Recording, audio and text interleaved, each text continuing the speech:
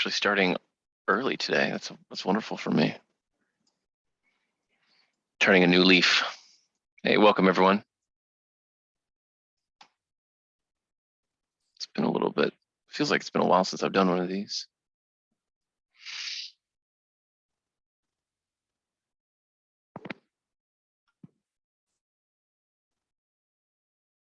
As always, we'll give everyone a few minutes to join in. We have a couple pre-submitted questions for today.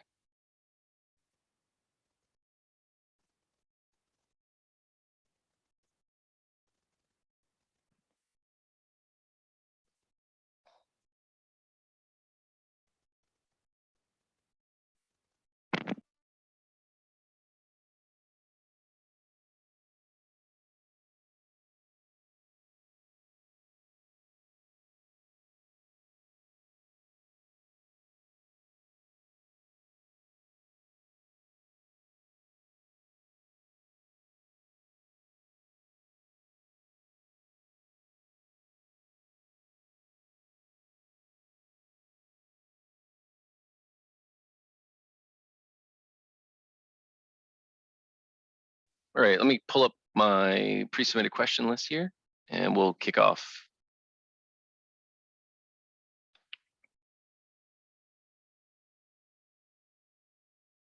Okay, so here's a question. Now these questions are from Rob. So Rob, I'll allow you to speak. If you have any questions about the thing that I'm building on your behalf or the thing we're talking through, please feel free to come off mute and we're happy to have a discussion about it. So here we go. Let me take your question and post it in the chat for everyone.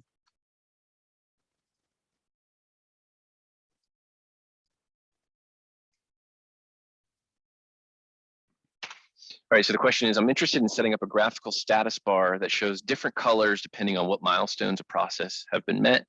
For example, maybe there are 5 steps in a process: preparation, development, dev, testing, QA testing, and move to production. If a program has completed 3 steps, I want to show 2 green lights, 1 yellow, and 2 gray. How difficult would this be to do? Is the actual number of steps static, like you know ahead of time at design time that there would be 5? Yes. All right, so that strikes me then as something we could use a diagram tile for. Let me just get myself some space to work at here.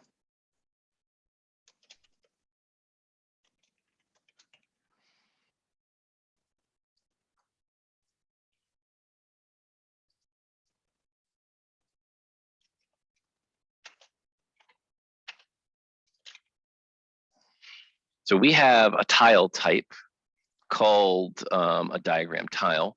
If I click create report, I have an option here for diagram tiles. And I can click simple diagram tile here, create one of these. Now this is going to take me what appears to be a flow designer, but it's not actually a flow designer. In fact, I can get rid of the start and end steps here. And then here I can find shapes. Now let's I'm just going to use diamonds here. These of course could be any image that you can upload. So this is a very, can I horizontally align these? Distribute horizontally. Hey, there you go, nice. So let's assume this is my status bar, right? And then here, this would be like, your examples are what? Like prep. Well, that should really right to the top, but either way, I think the essence of this comes through. Dev, test, I'll just say move to prod here. Oh, yeah, there you go. And what you get is, let's go ahead and save this diagram tile, and we're going to put this onto a page. So I'll come back to create report, and I'm going to create a page here. And then I'm going to search for, or actually, let me go to tiles. I'm going to drag a diagram tile over. And I'll just make this span a couple cells on the top here. And I'm going to select that diagram tile, which is diagram tile 1. Now that I have this added, let me just get this fully set up. I'm going to add a folder here. regular folder. I'll just call it data. And then I'm going to put that page as a dashboard on this folder. So I'm coming to manage page dashboard, add page dashboard. I'll just call this details. And I'll pick the page that I just created, which I believe is called page 1. So if I look at data, all right, so I have these very ugly status diamonds at the top. So if I edit this, if I edit it from the page, what I can get is a flow that can edit this information. So what I'm going to do is edit the diagram tile. I'm going to come to the piece here, and I want to get, I believe, color rule. It's going to be select from flow. Let me remember how to do this. Do I have to create input data? How do I get the input data? Who else is on here? How do I get the input? I forgot how to do this. I got to get input data into my diagram tile flow. Who knows how to do this? Diagram tiles. Just a moment. Let me just look at my docs here really quick. Diagram tile, pick. Oh, I just set up input data, of course. So this will be, I'll call this status 1 or status 1 value.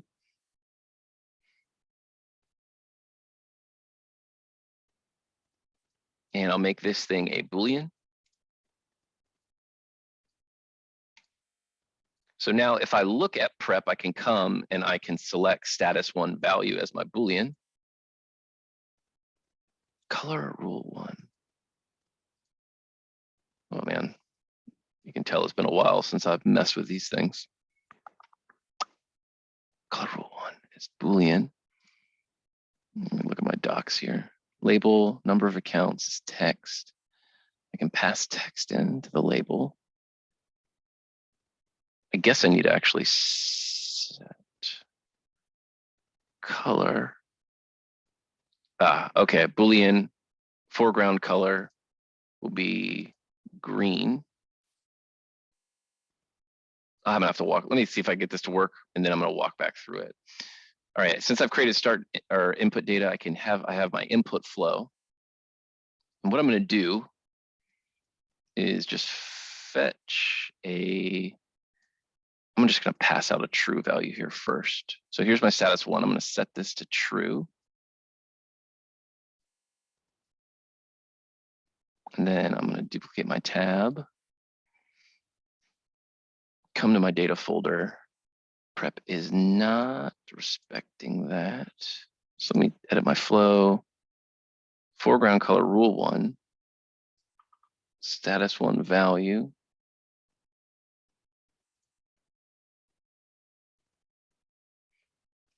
Color rule 1. How about we do background as well? Save this. Okay, maybe this is a bad. Let me try with a circle here. Color rule 1 will also pick the Boolean status 1 value. And we'll do foreground color as green. We'll save this. Come to our other tab and refresh. That's not working either. Okay. Who knows what I'm missing here? Let's try to get label from data. I know this works. So this is status 1 label.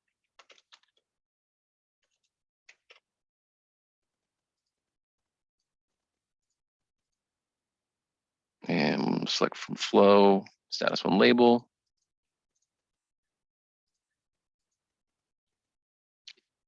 Is it because I haven't saved the page? Joy. Okay, I hadn't saved the page yet. All right. Let me get the rest of this set up here for us really quick.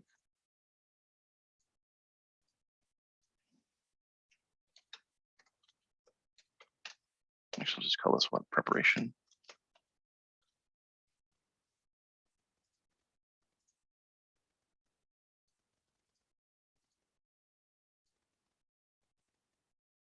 And edit this.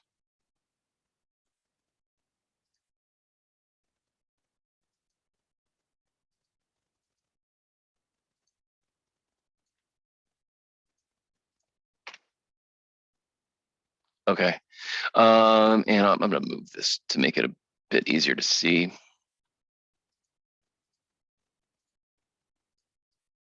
There we go. That's enormous now. So let me walk back through that thing. So what I'm using here is a diagram tile. And a diagram tile is a way for me to build static design elements, and I get to use a flow that can interact with those design elements. So in your example, I could import like a stoplight like icon, or I could even draw a stoplight icon. Sorry, go ahead. Perfect. And then what I can do is, like you can imagine here, I'm actually going to draw. You can kind of get out of control with what you can design in these things, but I could draw my own like stoplight icon, right? I could put circles in these things. I can control their forward and backward orientation.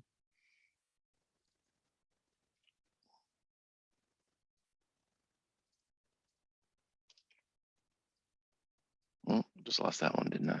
So I'm just make you 0.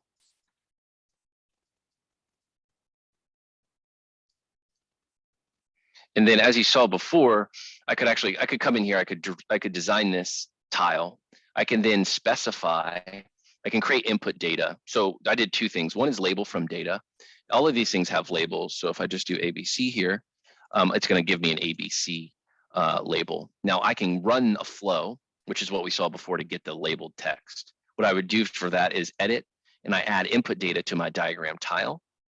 And then I select that input data as the label from data. What you saw me doing with the color rule is the color rule expects a Boolean. So what I can do is add input data of a type Boolean, and then I can pass in a true value to fill either the foreground or background of that particular shape with some color. I specify the color here. The bool is specified here, and we'll look in a moment. The flow runs to present you with that actual real Boolean. Once you've designed your diagram tile, and you can actually, just as a note, you can grab these things and create groups, and then you should be able to copy whole groups. So you can run. Yeah, here we go. You could build up one of these and then cascade them as needed. And once you build that diagram tile, then you put that diagram tile onto a page. That diagram tile has input data. You'll see I'm selected on the diagram tile here. You'll have this edit page 1 input flow, which is a private flow associated with that diagram tile. This flow has the outputs equal to the inputs you defined on that diagram tile. And then the question is just where do I run what's this folder on? Is it on like a process folder or a case? So I need to get the data from the current folder context, or is it more general than that? Where do I run to get the label text or to get the status 1, status 2, status 3 Boolean values from, so that the row color or that the coloring rules on that diagram tile can set themselves to true or false, and then fill or not fill the colors appropriately. Sure. Are those objects interactive? Can I click on them and turn them another color, for example? You can. Yes, you can put. Let me back out into the diagram tile. You can at the object level, you can attach an action to it, so you can run a flow on that. So you could click this, it could launch a form that could then send a refresh event when it's done back to the diagram tile to throw some refresh event and then update the color.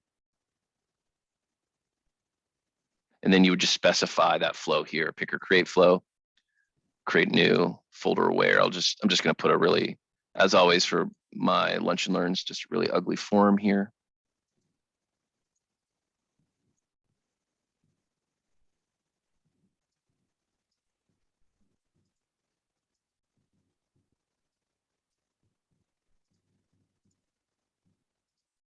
Okay, we'll save this, come back to or refresh our data folder here. And now if I right click in this actual circle, I can run flow, it'll show me the form.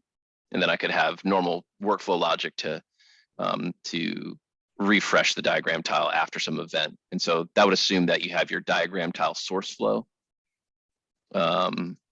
looking at something here that the flow running this form is going to set or change its value on your behalf. Yep. Does that answer question 1 for you, Rob? It sure does. I'm thinking of putting this kind of like running a status across the top of a form, and then the form would allow users to input more information and interact with it with a standard form. Will this kind of tile prohibit that kind of input? Say that one more time for me so I can. Okay. I'm going to want a status bar across the top showing where a particular, what the status of the request is. Say it's got 5 or 7 or 10 defined steps in it. And then below that, there will be a lot more detail about this thing. And the user will be able to input more information on that form about this thing. The fact that because this is a detail tile, did you call it? Would this type prohibit user input on a form? No, you should still be able to put diagram tiles onto forms. Great. And use them as is basically in the same way you're using them in that page, the page example I'm using, yes, as a component on a form. Great. So no constraints there.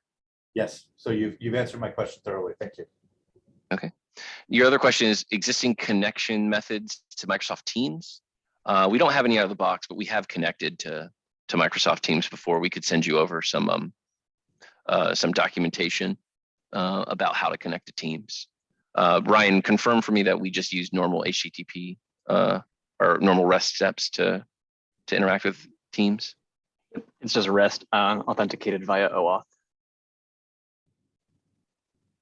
Could we write like one page up for Rob about what we did there, assuming that we don't have the doc team working on that? Oh, okay. Can you share that with me? Or can you drop it in the chat on the Lunch and Learn, please? So Ryan's going to share a step-by-step doc we have for connecting to Microsoft Teams through our REST service integration. That should work just fine. Thanks. Okay. Sabrina, there was a flurry of sort of pre-submitted discussion questions earlier. Are there other pre-submitted questions? Nope. Just these 2? Yep, just from Robert. Okay. All right, wonderful.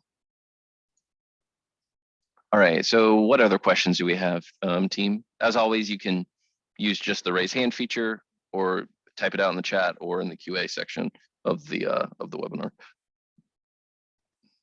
Excuse me.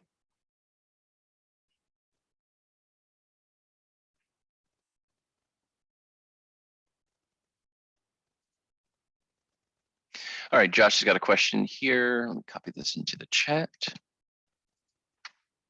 What is the best way to expose a landing page with forms on an external UI?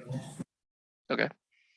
I'm guessing, Josh, your question here presumes you don't want users authenticating into the page. Like, there's not like a user session, user context here? There is a guest user. There's user context and it's guest user. Okay. Yeah, I've been playing around with direct URLs, also an API service, and I configured the guest settings. Okay. I've managed to run our flow. The flow, just to get into detail, it's creating an account and starting a due diligence process. We're collecting data and files. Okay. And it's working with a direct URL just in a web browser in Chrome case, and it's collecting data, it's collecting files.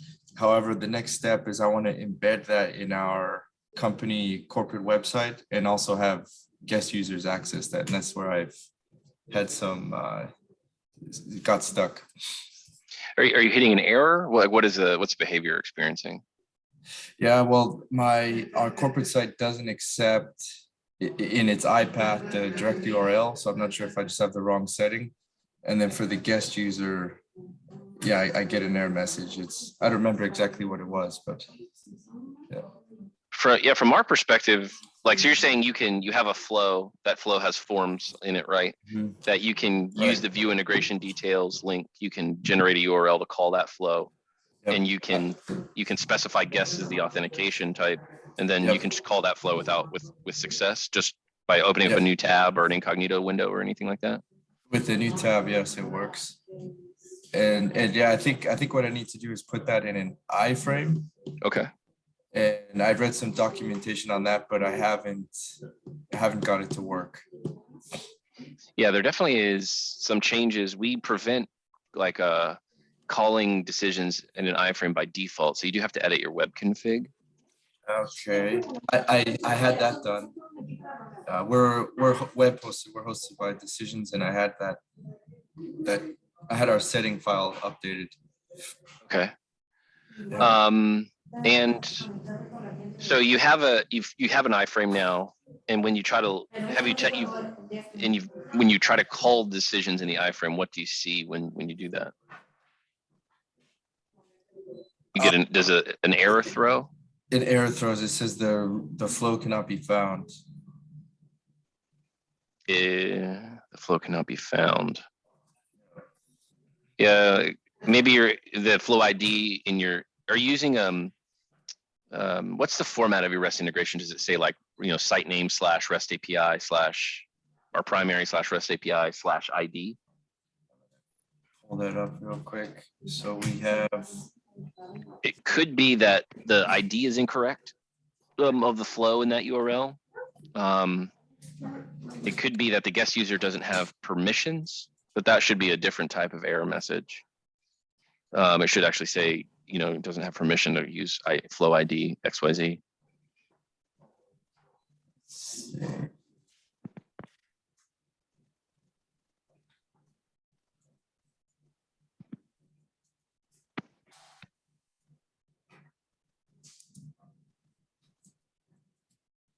I have it. So I had user interface, ID or path, and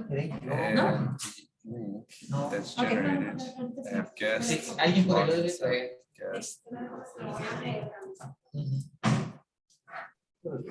direct URL for HTML, and the link I have here is flow ID, guest equals true.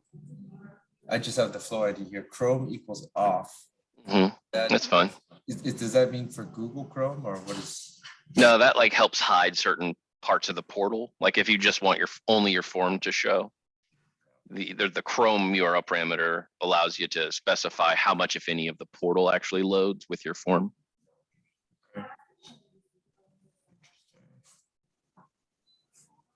If you try that in an incognito window specifically, do you get an error or does it work? Like making sure you don't have an open session at all. Because if you're trying with a new tab, you could be using the session of your existing session, even without meaning to. Incognito works, and just a regular tab works also. From my computer.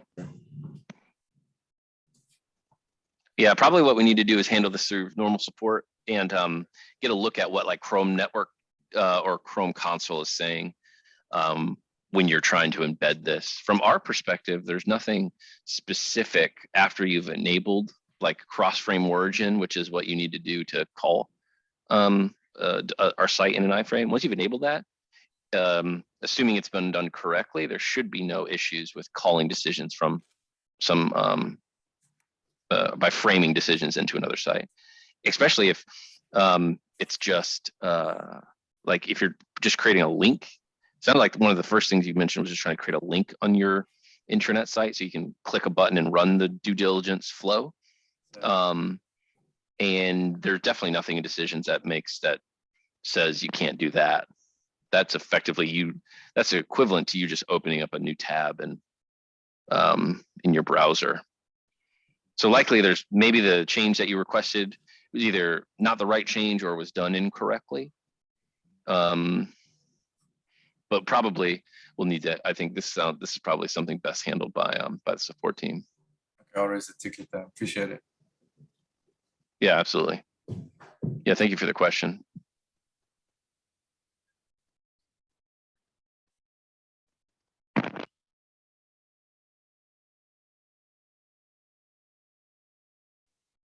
What other questions do we have? Or Josh, do you have anything else that we could help you out with? Any design questions or anything that you might have questions about?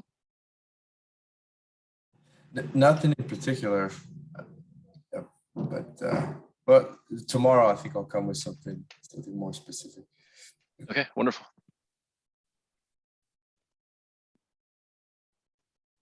Okay, anybody else have questions that we can answer for today?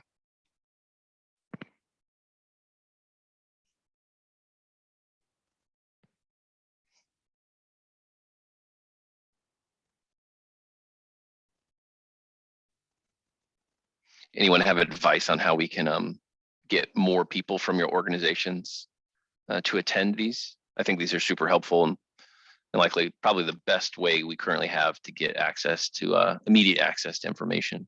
So if you have any advice on how to grow our count on these things, that would be greatly appreciated as well.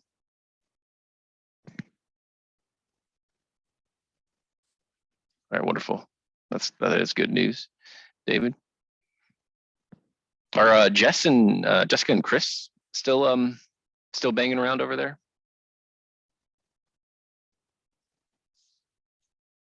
I haven't heard from either of them in a long time. Too bad. Yeah, no, they moved on to other opportunities. So in our group over here, we just have myself and there's a new guy named Ryan. And that's it for now. And then George, I think you know George too. He kind of dabbles in the workflow too. Gotcha. Yeah, we would cool. Well, that's didn't know that. So good for them. Yep.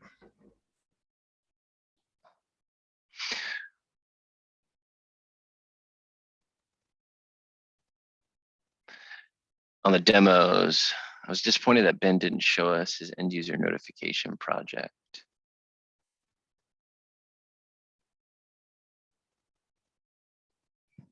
Jeremy's got a question about training. Let me post this in the chat here. We've modified our training process to make it simpler and to make it more robust.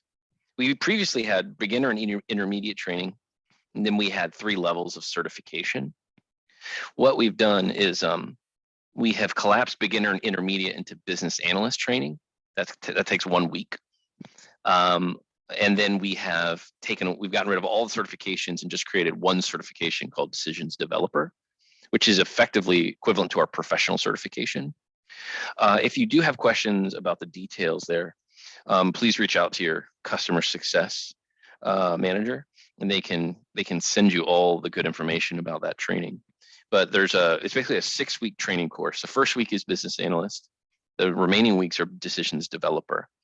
So we've kind of simplified, but also made our certification more robust, made it more comprehensive by adding in additional builds that didn't exist in the previous sort of 3 certifications of intermediate, associate, and professional. I think were the 3 titles from before. So what we're doing is we are launching, and I believe it starts. Let me check really quick. It's either this month, next month, or January, but I can confirm that for you.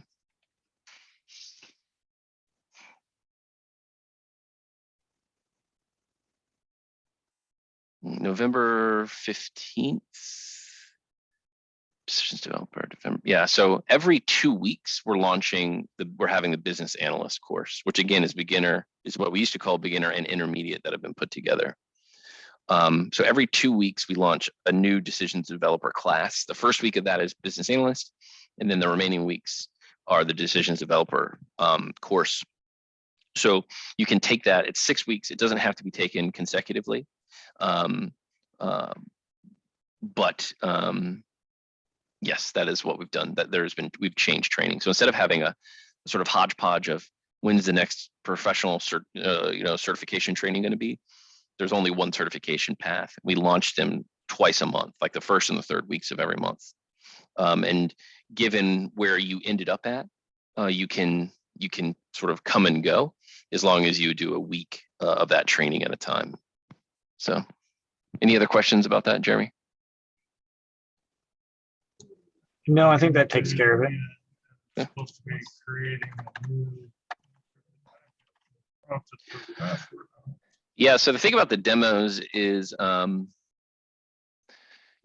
it's a good idea. It's just 4 days a week. That's a lot of demo stuff. So my thought here with these was to not prepare anything at all, so that we could ensure we could actually have them. Happy to figure out some sort of middle ground there, but we basically steal an hour a day from some very busy people to get them on the phone and have some hopefully good conversations about how to do certain things. It's harder. I was actually begging someone to take mine for today, because I'm of course, as I'm sure everyone else is, I'm just swimming in work. So that's something that we'll take under consideration, I guess. I don't know how we would actually come up with 4 days worth of content every week to do demos on. David, let me have the CS rep for Inertia reach out to you about that. They have more information than I do. They're more in the weeds about the details for training and can send over some content for you. So I'm gonna have them reach out to you.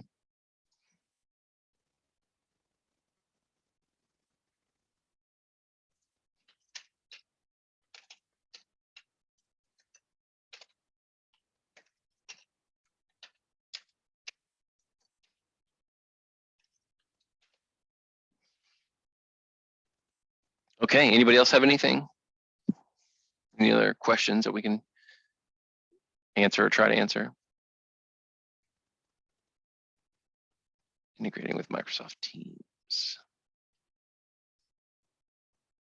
Yeah, this just got added.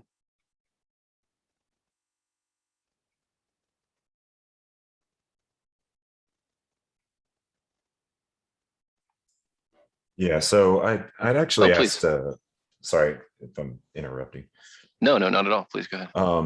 I'd asked Morgan this last week, and I think she said I could bring it up on a different lunch and learn. So maybe, of course, can yeah, opine on this, I suppose. I had a text file, like I think they call it an EDI file, like a bank data interchange file, and it had probably 800,000 rows in it that I was wanting to parse that through and do some manipulation of it. And sure. I, like an idiot, started with a for each step in it, and it bombed at like 20,000 iterations. And I said, okay, well, let me go run flows for list on this. And when I did that, my memory usage just shot through the roof, and it just stalled out and wouldn't do anything. So I guess I'm curious if there's the for loop should be fine. You're talking, if you bombed out at 20,000 iterations, there is a property on your flow called recursion limit. Now you can change that. Okay. Like we just set it to 20,000 by default as a kind of finger in the air. Like, well, a normal flow that's not meant for big data processing is probably 20,000 seems fine. But I mean, I've increased those things to like max int 32 because they're doing crazy work. So. Okay. Yeah. Cause I was wondering if that's the best way to do it and just process it through a for each, or because I was trying to make it faster so it didn't take an hour to process that many rows, or that may be an exaggeration, but I was trying to make it faster using that run flows for list steps so I could process on multiple threads, but it should let you, it should be faster. I guess I'm curious why. Maybe we're copying the parent flow down each time. So you have like a big file, and every time every new thread copies the file into it. That sounds like something that's not expected, but could yeah, I think that may be part of the problem, because what I was essentially having to do is in this file, there are basically record identifiers, right? So each row would have its own identifier, for example, like a 5, a 10, a 60, a 70. Right. And what I'm trying to do is make sure that those are not out of order. So if I see a 60 record that is preceded by a 70, I know there's a break in that file, so I can't send it to the bank or it's going to fail. So what I'm trying to do is basically say, grab an item, and then I'm basically trying to index it and say, here's the index of this item. Now go grab me the prior item's index to be able to compare that. I'm splitting the string to where I'm only comparing the two record identifier values together with a greater than. And so I think what I'm the only way for me to do that is when I run flows for list, I have that list of 800,000, right? So it theoretically should take each of those and process that flow, but I need to pass in the list in order to get the index of the previous item. So I think that's where it may be bombing out. So I guess I'm wondering, is there a better, more efficient way to do because you have to something? compare the other rows. You have to compare a row to another row, right? Yeah, basically. And it's always the one preceding it. Yeah. Well, that's my logic anyway. Yeah. That would explain your memory use. I mean, you're passing a big list into each flow each time. Yeah, that's what I'm thinking too. So you get the item, you get like the index of the item, and then you say, yeah, all right, go take -1 from that and give me the previous one, and then you check them. Exactly. Yeah. How do you get the list from the file in the first place? Doing a read all lines from text file. And then you have a string, you have a big humongous string list. Yeah, I have a list of strings. Yeah. Okay. How are you getting the index of each item into the run flow for list step? Is there because it doesn't give you like index as an input or anything? No, it doesn't. So on the inner flow that I'm running for list, when I pass in the input, I have a step there that says, what is the step called? Get index of item or something? Item. Yeah. Okay. I mean, you could just you could just create like a simple database structure if this data is just temporary. Save all that data into the database and then just fetch it. And each, you could, so you have an index, you have your current row, and you need to look at the previous row, right? Right. But it's, what is it like? How does it know it's the right? How does it know it's okay? Like, how does row 2 know row 1 is okay?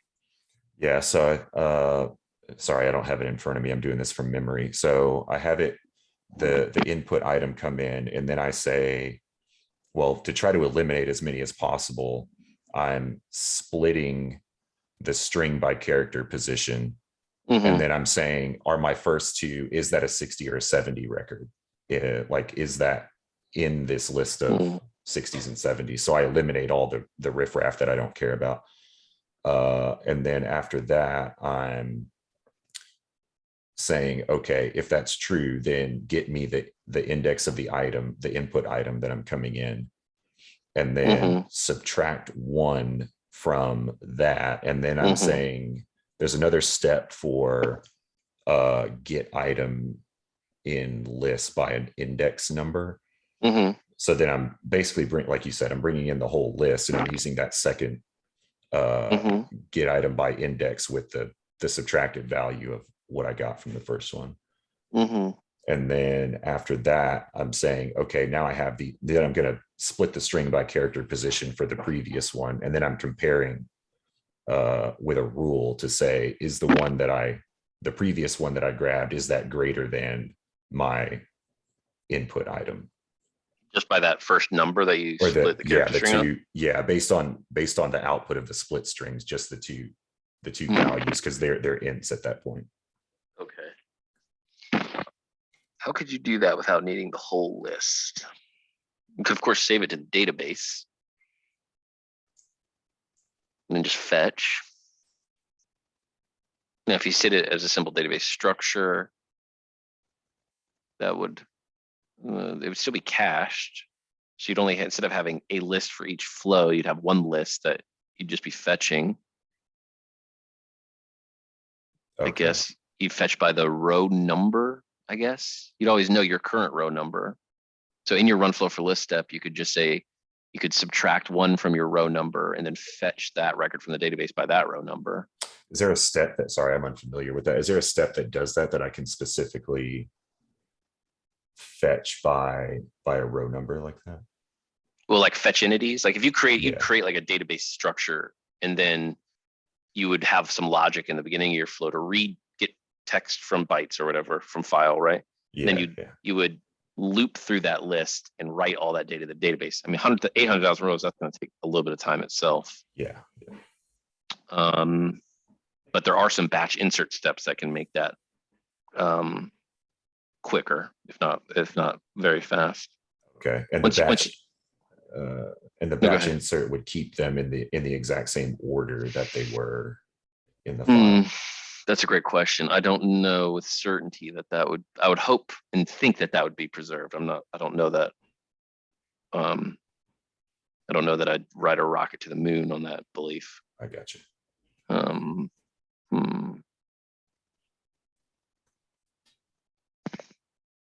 don't know. I just made that up. Sorry, Ryan's aghast at my terrible analogy or whatever. Do you have the whole list? Now, I wonder if you could put it in a cache. Like just put it into a cache, like loop the list and put them into a cache, like the whole string. And then you could just fetch it out well, I think you wouldn't know what the number was. Yeah, it's almost like I need to index the list. Like if I did like the way I equate it to SQL is basically doing a row number. Right, exactly. If you're looping the list, well, what if you just loop the list and just said, you have an index, right? And you have a row number. Can't you just check to see if they're in order? Does the index equal the row number? So you get the string list, you start looping it. You either set your index to 0 or 1, depending what you have, how your row count starts, right? And then you just loop every one. You say, so you like take the string, split the string, get the row number, check the row number against the index. If it matches the index or whatever counter I established, it's correct. And you just burn through the whole 800,000 like that. Yeah, but comparing the indexes, I need to compare the actual value. When I split it by character position, I need to do that on the current record and the previous record. So it's almost like I need to do. Is it always only the previous record? Yeah. So what if you have two variables, right? You have two strings you create, current record, past record. You get a string list for the contents of your file. You for loop that. You go through a for each step, right? Yeah. Now you're for eaching it, and you're saying, so you set the first one equal to the first string, right? And every time you're moving through on the next path back to the for each step, yeah, you like set current row equal to second row or what? Yeah. And then that way. I got you. That's how I've done it in the past. I was just scared to use the for each loop because I had so many records and I was just trying to make it faster with the run flows for lists. But if I end up having to just do for each and then Yeah, set my recursion higher. That may just be the you're only way definitely, we can- I would try that and just see how, I would just set it up to super high and just see what your execution time looks like and just see what it starts off at. I mean, because you do have to, with the other way of run full list, you do have to send or make available the whole list in each Right. of those those children flows, and that's where the Yeah. whole Exactly. that's where the complexity comes from. Yeah. But having to upgrade that or set that recursion number much higher is not unexpected for something that you have to do a lot of big data processing on. So I wouldn't be intimidated by that, or whatever the right way to say that is, if that's Okay. a concern. There's no concern from our end. Okay. It's just an arbitrary number we picked, just thinking like maybe someone made a bad flow design that could loop back on itself a bunch and take I the gotcha. server down. Yeah, and I had thought about trying to chunk it too, but it's going to pull, like, even if I chunk it at like 1,000, there's Mhm. no guarantee that my break doesn't happen between 1,000 and 1,001, and I'd be unable to Right. detect that, you know? Yeah, right, exactly. So to me, I think a normal for each step in a flow is probably the best. Increase your recursion limit to like a very large, tens or hundreds of millions number, Okay. and then just see how long, process it and see how long it takes. Okay. Yeah, I'll give that a go. Okay. Yeah, great question. That's a tough one. All right, Josh has got a question. Best way for saving and creating lists of save files in a process folder. Currently working on set a process folder form for loop step add doc to folder. Yeah, we have steps here. The step I would choose for this is under flow management. So there's flow management, maybe under data. Nope. Maybe it's under, we might have moved this somewhere in 7. Because internal service doc management. You can definitely use the Oh, yeah. document service if you want to. Where did we move this crap to? Add file, sorry. Yeah, add file references to folder. This one is very straightforward to use. So if on your form, if you set your file upload control from file data to file reference, it'll spit out a list of file references. If you then pass that list into this step, this add file references to folder and the folder ID that you get from your setup process folder step, this will put all of those files into that folder as file reference entities.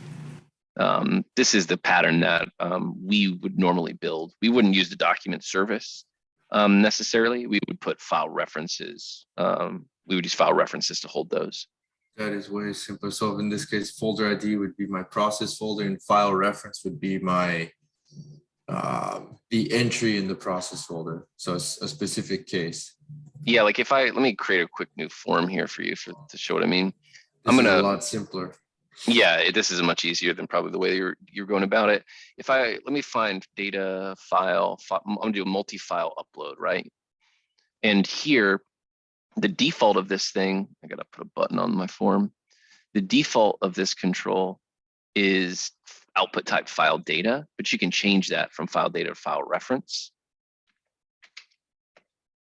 And then you could have your form, right? Your form, set a process folder, add file references to folder in that order. And then you can just map in attach files here. And even if I were to grab a setup process folder step here and put it in, this outputs process folder ID as one of its output values. And I could just pass that in here to my folder ID. And now I've got all of the uploaded attachments living in the folder as file references. And then you don't have to muck around with any of the create file or download file or get file document data steps. The document service is pretty abstract and it's capable, but it takes a lot of work to kind of just do some simple activities.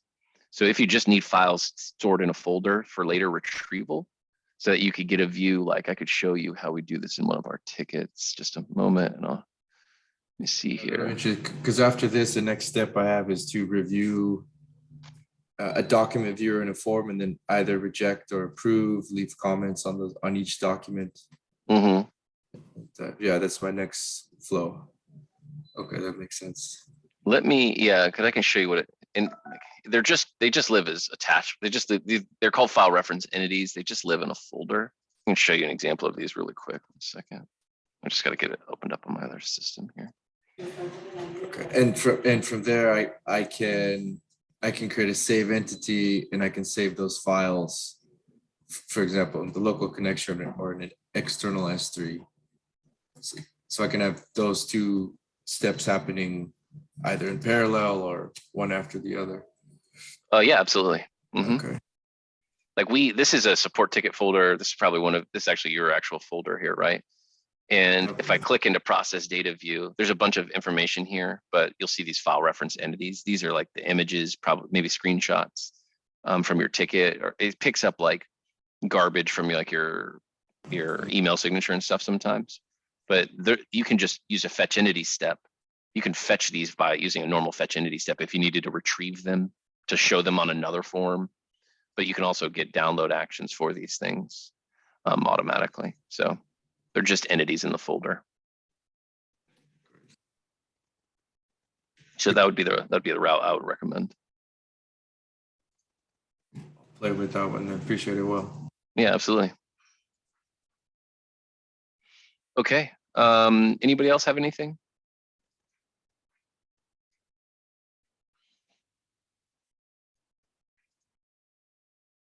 Okay. All right. Thanks, everyone. Have a great afternoon. We will see you same time tomorrow.